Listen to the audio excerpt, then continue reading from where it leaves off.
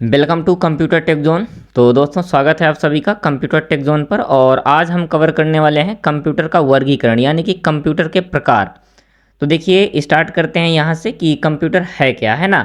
और मुझे उम्मीद है आप सभी प्रीवियस क्लास को कवर करके आए होंगे, तो आप ये अच्छी तरह से जानते होंगे कि कंप्यूटर क्या है। इसे हमें बताने की वैसे ज़रूरत है नहीं, है ना। और एक रिक्वेस्ट है आप सभी से कि अगर आप सीरियस स्टूडेंट नहीं हैं तो कृपया करके वीडियो को आप स्किप कर सकते हैं, क्योंकि देखिए आपका टाइम इम्पॉर्टेंट है। और अगर आप सीरियस हैं कंप्यूटर को लेकर तो फिर वीडियो को आप लास्ट तक ज़रूर वॉच कीजिएगा और आपको बहुत कुछ नया सीखने को मिलने वाला है। तो देखिए फिर कंप्यूटर क्या है। तो कंप्यूटर एक इलेक्ट्रॉनिक डिवाइस है जो डेटा को इनपुट के रूप में लेता है और प्रोसेस करने के बाद क्या करता है, आउटपुट देता है। ठीक है, ये गणना करने की अद्भुत शक्ति रखता है ना। ये सभी को पता है और इसका यूज भी सबको पता है। आगे देखते हैं। देखिए ये क्या है, ये है आज का डिजिटल कंप्यूटर। कौन सा डिजिटल कंप्यूटर? देखिए इसमें क्या है, कीबोर्ड हो गया, माउस हो गया, है ना। और ये आपका मॉनिटर हो गया, सीपीयू। और कुछ लोग इसे सीपीयू बोलते हैं, लेकिन ये सीपीयू नहीं, सीपीयू जो इसके अंदर होता है प्रोसेसर, है ना, उसे बोलते हैं। ठीक है, ये है आपका कैबिनेट, ये रैम हो गई, एचडीडी हो गई। ठीक है, अब देखिए यहाँ से स्टार्ट होता है क्या, क्लासिफिकेशन ऑफ कंप्यूटर, यानी कि कंप्यूटर का वर्गीकरण। तो देखो कंप्यूटर को उनके कार्य और आकार के आधार पर मुख्यतः 3 भागों में बांटा गया। कितने? 3 भागों में। किस किस बेस पर? अनुप्रयोग यानी कि एप्लीकेशंस के बेस पर, और आकार यानी कि साइज और कैपेसिटी के बेस पर। थर्ड है पर्पज के बेस पर, है ना।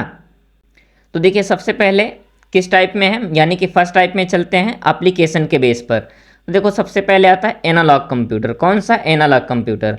अब देखो एनालॉग कंप्यूटर क्या है, ये वो कंप्यूटर होते हैं जो गुणवाचक सूचना को क्या करते हैं, गुणवाचक सूचना को कंटिन्यू लेते रहते हैं और उसके ऊपर कंटिन्यू क्या करते हैं, प्रोसेस करते हैं। यानी कि एनालॉग कंप्यूटर को आप समझ सकते हैं कि ये क्या है, जो निरंतर डेटा वाला यानी कंटिन्यूस डेटा है उस पर ये काम करता है ना। जैसे कि आप देख सकते हैं कि पेट्रोल पंप की मशीन हो गई, है ना, लगातार क्या करती रहती है। जैसे आपने एक फिक्स रेट किया कि हमें 170 का पेट्रोल चाहिए, तो क्या करती है, उसके प्राइस को लगातार ट्रैक करती रहती है। तो यानी कि ये एक कंटिन्यूस डेटा पर कार्य कर सकती है। ठीक है, ये है आपका कौन सा, एनालॉग कंप्यूटर। और इसी प्रकार इसके देख सकते हैं एग्जांपल कौन सा है, स्टेबलाइजर हो गया, वोल्टेज, है ना, थर्मामीटर हो गया। आगे और देखते हैं एग्जांपल। तो सबसे पहले हम एनालॉग कंप्यूटर के थोड़ा सा एग्जांपल और देख लेते हैं।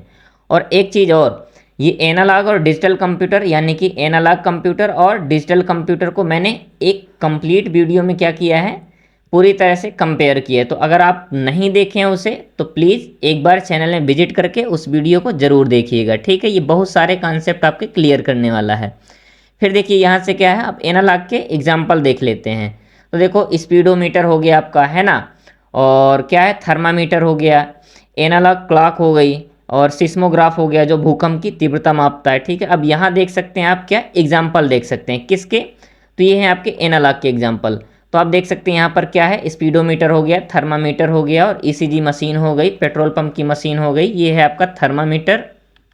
नेक्स्ट क्या है, बोल्ट मीटर, है ना, बोल्ट मीटर भी हो गया। और ये क्या है, एमीटर हो गया।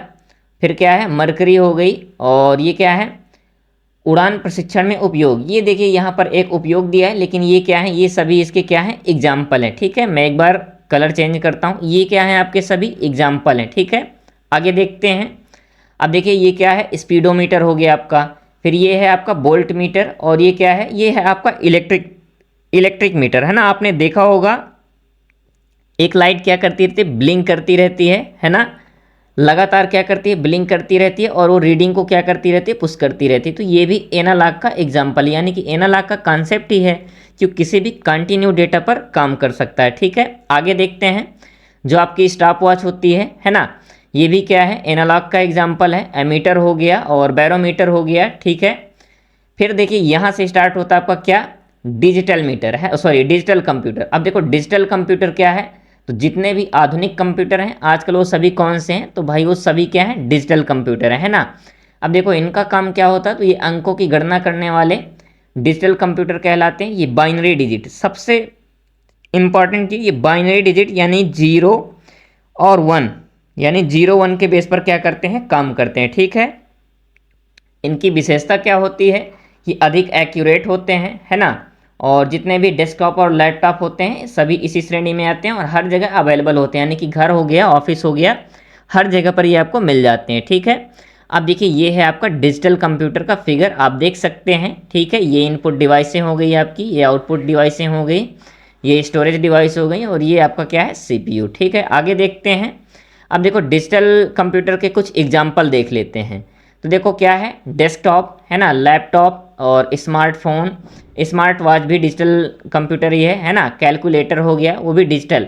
ठीक है, एटीएम मशीन हो गई, डिजिटल वॉच हो गई, टैबलेट हो गया और स्मार्ट टीवी हो गई, सर्वर कंप्यूटर, गेमिंग कंसोल, ये सभी क्या होते हैं, सभी डिजिटल कंप्यूटर के उदाहरण होते हैं।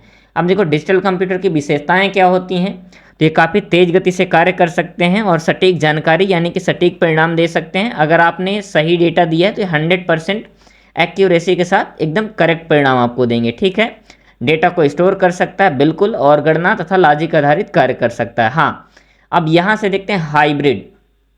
देखो हाइब्रिड का मतलब क्या होता है, किसी दोनों चीज़ का मिला जुला भाग है ना। आप ऐसे समझिए ये है आपका क्या, डिजिटल कंप्यूटर हो गया। ठीक है, और इधर आपका हो गया एनालॉग कंप्यूटर। कौन सा, एनालॉग कंप्यूटर। अब देखो ये जो कोर पार्ट है ये यहाँ से ये है ना, ये क्या होता है इसका, हाइब्रिड। हाइब्रिड, ठीक है, सॉरी, ये है आपका हाइब्रिड, यानी कि दोनों का मिला जुला रूप है ना। अब देखो यहाँ पर लिखा भी है एनालॉग प्लस डिजिटल, दोनों का मिश्रण कौन सा होता है, हाइब्रिड कंप्यूटर। इसमें इनपुट एनालॉग के रूप में लिया जाता है और प्रोसेस किया जाता है, प्रोसेस करके आउटपुट जो दिया जाता है तो डिजिटल रूप में दिया जाता है। ठीक है, आप इसका एकदम जीता जागता एग्जाम्पल ऐसे देख सकते हैं है ना। हाइब्रिड कंप्यूटर ये देखिए रखा है, हार्ट रेट मॉनिटर।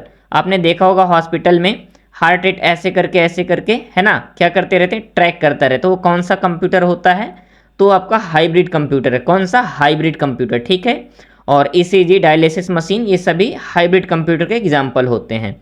फिर देखिए यहाँ पर अब देख लेते हैं कुछ एग्जाम्पल। तो आईसीयू मॉनिटरिंग मशीन है ना, और पेट्रोल पंप का जो मशीन होती है लेकिन जो नई है ना वो। ठीक है, इसके बाद क्या है, वेदर फॉरकास्टिंग सिस्टम, ये भी किस बेस पर काम करता है, तो हाइब्रिड बेस पर। ऐसे ईसीजी मशीन किस बेस पर काम करती है, तो हाइब्रिड कंप्यूटर। ठीक है, सीटी स्कैन होगी और एमआरआई हो गया। ठीक है, एयरक्राफ्ट का कंट्रोल सिस्टम भी क्या, कौन सा सिस्टम यूज करता है, तो आपका हाइब्रिड सिस्टम है ना, वो भी आपका हाइब्रिड सिस्टम यूज करता है। ठीक है, और साइंटिफिक रिसर्च में जितने भी कंप्यूटर यूज होते हैं तो वो भी आपके किस बेस के होते हैं, हाइब्रिड बेस के। ठीक है, आगे देखते हैं।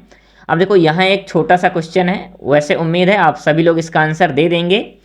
अस्पताल में धड़कन नापने वाली मशीन ईसीजी है ना, किस प्रकार का कंप्यूटर है, तो सबको पता होगा कौन सा है, हाइब्रिड कंप्यूटर। ठीक है, आगे चलते हैं। अब देखिए यहाँ पर क्या है, साइज और कैपेसिटी के बेस पर कंप्यूटर को 4 भागों में बांटा गया है ना, यानी कि साइज और कैपेसिटी के बेस पर। तो कौन सा पहला है, माइक्रो, जो कि छोटा और पर्सनल होता है, मिनी मध्यम आकार का होता है, और फिर है सबसे शक्तिशाली मेन फ्रेम, और उससे भी पावरफुल कौन सा है, सुपर कंप्यूटर। ठीक है, तो अब देखते हैं, डिस्कस करते हैं सभी को। तो देखिए सबसे पहले माइक्रो कंप्यूटर देखते हैं। अब माइक्रो है ना, माइक्रो का मतलब ही होता है छोटा। तो आप देखिए माइक्रो कंप्यूटर में कौन कौन से आते हैं भैया, डेस्कटॉप आता है, लैपटॉप, टैबलेट है ना, और जो गेमिंग कंसोल होते हैं, लैपटॉप, और क्या है, वर्क स्टेशन, ये सभी किसके एग्जाम्पल हैं, तो माइक्रो कंप्यूटर के हैं। ठीक है, अब आप देख सकते हैं ये आपका मेन फ्रेम रखा हुआ है और ये माइक्रो कंप्यूटर, यहाँ इधर रखा हुआ है सुपर, और ये मिनी कंप्यूटर। ठीक है, आगे देखते हैं। अब देखो माइक्रो कंप्यूटर है ना, माइक्रो कंप्यूटर को देखते हैं। तो ये आकार में छोटे होते हैं, इनमें माइक्रो प्रोसेसर लगा होता है। ठीक है, देखो आकार में छोटे होते हैं लेकिन इनमें क्या यूज किया गया होता है, माइक्रो प्रोसेसर। क्या, माइक्रो प्रोसेसर। ठीक है, आप याद रखिएगा। देखो माइक्रो प्रोसेसर एक छोटी चिप है जिसे सीपीयू है ना, जिसमें पूरा सीपीयू समाया है। अब सीपीयू का फुल फॉर्म आप जानते होंगे है ना, और अगर नहीं भी जानते हैं तो आप रिसर्च कीजिएगा इसके ऊपर। और मैंने इसके ऊपर एक शॉर्ट बनाया है, क्या, शॉर्ट, तो आप उस शॉर्ट को देख लीजिएगा तो इसके इन्वेंटर का भी पता आपको चल जाएगा। ठीक है, और जब पता चल जाएगा तो आप क्या करेंगे, कमेंट करेंगे। ठीक है, और अगर वीडियो पसंद आ रही हो दोस्तों तो प्लीज़ लाइक करके जाना। ठीक है, अब देखो यहाँ क्या कह रहा है, इन्हें पर्सनल कंप्यूटर भी कहते हैं। किसे, माइक्रो कंप्यूटर को पर्सनल कंप्यूटर भी कहा जाता है। आगे देखते हैं। अब ये एग्जाम्पल है ना, देखो डेस्कटॉप और लैपटॉप, ये सभी किसके एग्जाम्पल हैं? तो ये आपके माइक्रो कंप्यूटर हैं, ठीक है। आप देख सकते हैं ये आपका डेस्कटॉप हो गया और ये क्या है आपका लैपटॉप, ठीक है। आगे देखते हैं, देखो जो टैबलेट है ये भी आपका किसका एग्जाम्पल है? तो ये भी आपका माइक्रो कंप्यूटर ही है। अब यहाँ से स्टार्ट होता है मिनी कंप्यूटर। कौन सा? Mini computer. ये माइक्रो कंप्यूटर से आकार और क्षमता में क्या होते हैं? बड़े होते हैं, यानी कि मिनी कंप्यूटर से थोड़ा सा बड़े होते हैं। आप ऐसे कंपेयर कर सकते हैं, यहाँ है आपका माइक्रो और ये है आपका मिनी, ठीक है, मिनी। तो देखो क्या है, मिनी कंप्यूटर माइक्रो से बड़े होते हैं, किस बेस पर? आकार और क्षमता दोनों के आधार पर ये थोड़ा सा बड़े होते हैं, ठीक है। और इनका यूज इंजीनियरिंग और शोध कार्य में किया जाता है। बाकी एग्जाम्पल आप देख सकते हैं CDC 1700 और SDS 92, ये क्या है? इसके एग्जाम्पल हैं। अब आगे देखते हैं यहाँ से मेन फ्रेम, है ना। मेन फ्रेम कंप्यूटर ये मिनी कंप्यूटर से भी अधिक शक्तिशाली होते हैं, यानी कि देखो माइक्रो और मिनी सबसे पावरफुल कौन सा होता है? तो ये है आपका मेन फ्रेम। अगर मेन फ्रेम को डिस्क्राइब किया जाए पावर के बेस पर, है ना, देखो सबसे पहले कौन सा आएगा? माइक्रो, ये आपका माइक्रो आ गया, सॉरी। फिर आएगा आपका मिनी आ गया यहाँ पर, और इसके बाद आएगा आपका मेन फ्रेम, है ना, मेन फ्रेम। ये इस बेस पर क्या किए जा सकते हैं? अगर सीरियल में लगाने के लिए बोला जाए तो इस प्रकार से हम लगा सकते हैं। अब देखिए ये मिनी कंप्यूटर से भी अधिक शक्तिशाली होते हैं। इनका उपयोग बड़े डेटाबेस को संभालने के लिए किया जाता है। एक साथ इसमें सैकड़ों उपयोगकर्ता क्या कर सकते हैं? कार्य कर सकते हैं, ठीक है। एक चीज़ सबसे कंपलसरी होती है इनके लिए कि इनमें 20 से 25 डिग्री सेल्सियस का वातावरण यानी कि टेम्परेचर क्या चाहिए? डाउन चाहिए, है ना, क्योंकि ये देखिए बड़े कंप्यूटर होते हैं, हीट प्रोड्यूस करते हैं, तो इनके लिए AC कंपलसरी होती है। और इनका यूज कहाँ होता है? तो एयरलाइंस बुकिंग में, है ना, रेलवे और बैंक सर्वर में इनका यूज किया जाता है।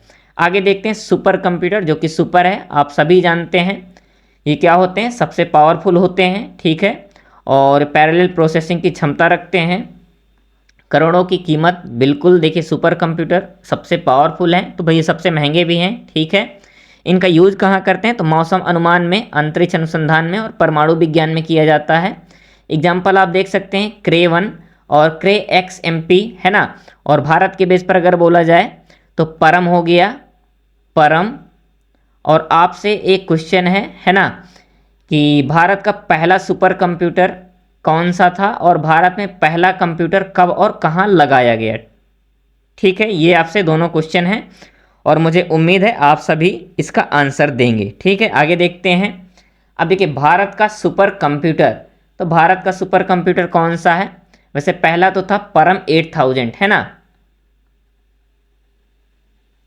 परम 8000 था पहला किसका? भारत का सुपर कंप्यूटर, ठीक है।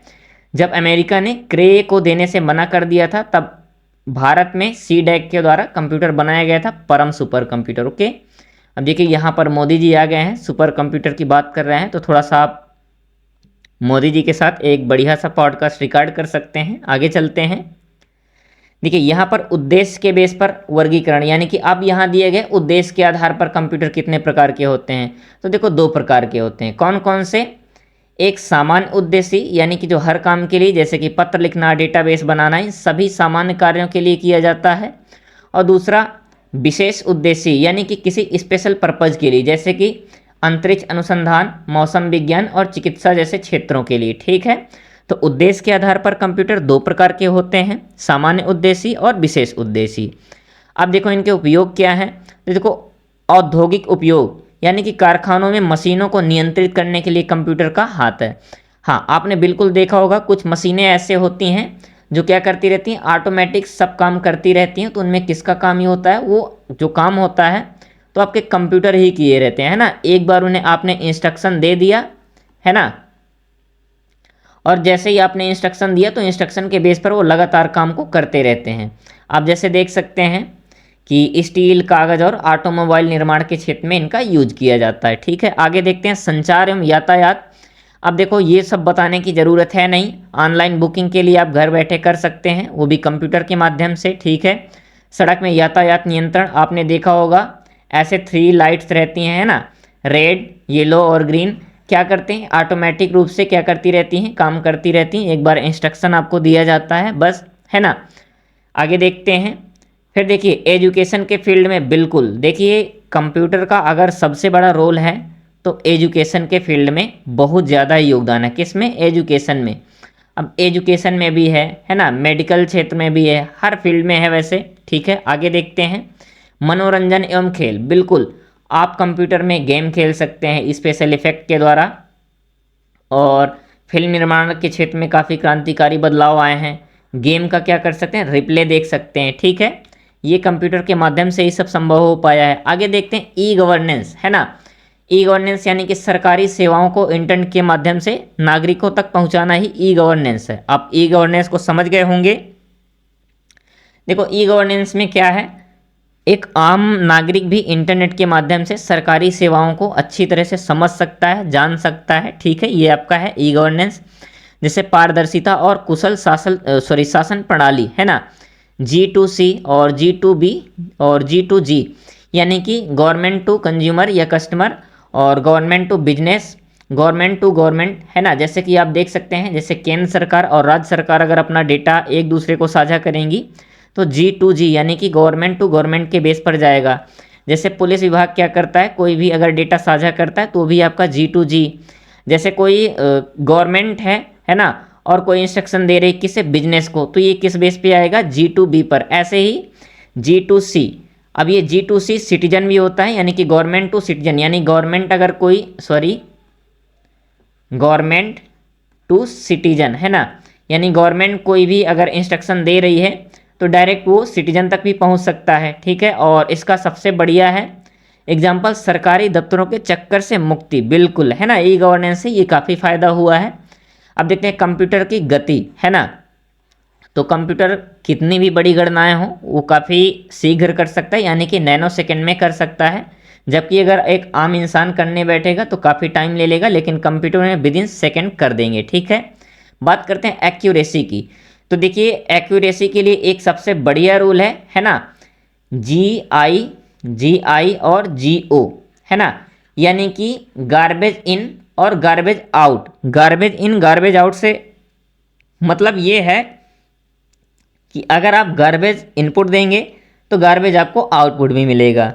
तो इसका मतलब ये है कि अगर आपने इंस्ट्रक्शन सही दिए हैं, कमांड सही दिए हैं, तो आपको जो रिजल्ट मिलेगा वो 100% आपको एक्यूरेट मिलने वाला है। ठीक है, शुद्धता से मतलब ये है। आगे देखते हैं भंडारण और सक्षमता। अब देखो भंडारण सक्षमता में क्या है, HDD, और ये क्या है, SSD, है ना। आप देख सकते हैं कि HDD और SSD किस लिए यूज की जाती हैं, तो ये स्टोरेज के लिए। किसके लिए? स्टोरेज, है ना। ये क्या है, आपकी स्टोरेज डिवाइस हैं। तो देखिए भंडारण क्षमता में काफ़ी आगे हैं आजकल के कंप्यूटर, क्योंकि पहले तो इतना एडवांस नहीं थे। अब जैसे ये है आपकी HDD है, और ये है आपकी SATA SSD। अभी एक और SSD आती है NVMe, है ना, NVMe, जो कि इन सभी से फास्ट है। HDD और SSD जो कि SATA SSD है उससे भी फास्ट है। कौन सी? NVMe। ठीक है, आगे देखते हैं बहुउद्देशीय यानी कि वर्सटाइल। तो देखो चिकित्सा के क्षेत्र में भी यूज है, शिक्षा में, वैज्ञानिक शोध में, मनोरंजन में, और यातायात में, बैंकिंग में, सभी क्षेत्रों में इसका बहुत ज़्यादा यूज है। अब आगे देखते हैं, ये है इसकी लिमिटेशंस, यानी कि कंप्यूटर की सीमाएं क्या हैं। तो देखो इसमें विवेकहीनता होती है ना, यानी कि ये खुद से कोई सेंस की इसमें कमी होती है, खुद से कोई काम नहीं कर सकता है। भावनाओं का अभाव होता है, बिल्कुल इंसान की तरह ये खुश और दुखी नहीं हो सकता है। इसे जो करना है बस आप इंस्ट्रक्शन दो, ये करता रहेगा, कोई मतलब नहीं है इससे। ये इमोशन नहीं, मतलब इमोशन लेके नहीं बैठता है कि बाबू सोना से बात होगी तब काम किया जाएगा। आप इंस्ट्रक्शन दो, ये लगातार काम करेगा। ठीक है, तो भावनाओं का अभाव से मतलब ये है। आगे देखते हैं बिजली और वायरस, है ना। अब देखो ये इंपॉर्टेंट हो जाता है थोड़ा सा कि अगर बिजली नहीं है तो भाई ये बिजली पर निर्भर है, अगर नहीं है तो फिर आपका ये जो कंप्यूटर है लोहे का डब्बा है, किसी काम का नहीं है। और वायरस का खतरा, बिल्कुल आपको कंप्यूटर से जितने बेनिफिट भी हैं उतना ही थोड़ा सा आपको देखिए ड्रॉबैक भी है, क्योंकि अगर एक बार आपका पर्सनल डेटा अगर हैक हुआ तो फिर आपको ना थोड़ा सा काफ़ी ज़्यादा समस्याएं हो सकती हैं। तो ये बिजली और वायरस हो गया। आगे देखते हैं वर्गीकरण। अब देखिए ये सारांश मुझे बताने की ज़रूरत है नहीं, ये आप सभी समझते हैं। ठीक है, आगे देखते हैं। अब देखते हैं यहाँ पर इंपॉर्टेंट पॉइंट देख लेते हैं। कंप्यूटर एक इलेक्ट्रॉनिक मशीन है, बिल्कुल। भारत का पहला सुपर कंप्यूटर परम है, लेकिन परम के साथ 8000 जुड़ा होना चाहिए। ये क्या करते हैं, जब कॉम्पिटिटिव एग्जाम में बैठेंगे वहाँ पर ये आपको क्या कर सकते हैं, फंसा देते हैं। कंप्यूटर नैनो सेकंड में गणना कर सकता है, बिल्कुल। इसमें स्वविवेक नहीं होता है, हाँ बिल्कुल सही बात है। और इसका यूज चिकित्सा, शिक्षा, व्यापार हर जगह किया जाता है, ये बताने की ज़रूरत ही नहीं है। तो थैंक यू दोस्तों, और मुझे उम्मीद है आप सभी को आज की ये क्लास पसंद आई होगी। तो प्लीज़ वीडियो को लाइक कीजिएगा, और आपके जो भी छोटे बड़े भैया बहन हैं, आपके दोस्त यार हैं, जो भी कंप्यूटर को सीखना चाहते हैं, आपकी बाबू सोना जो भी हैं, तो वीडियो को उनके पास ज़रूर पहुंचाइए, क्योंकि अभी हमने शुरू की है 200 प्लस वीडियो सीरीज, है ना। इन 200 प्लस वीडियो सीरीज में मैं आपको कंप्यूटर को एकदम बेसिक से एकदम एडवांस लेवल तक लेके जाने वाला हूँ, ठीक है। तो आप भी इस सीरीज का हिस्सा बन सकते हैं और अपने कंप्यूटर को बेस्ट कर सकते हैं। तो मिलते हैं नेक्स्ट क्लास में, तब तक के लिए जुड़े रहें कंप्यूटर टेक जोन के साथ। थैंक यू दोस्तों। और नेक्स्ट क्लास में हम कवर करने वाले हैं कंप्यूटर के हार्डवेयर। ओके, थैंक यू दोस्तों।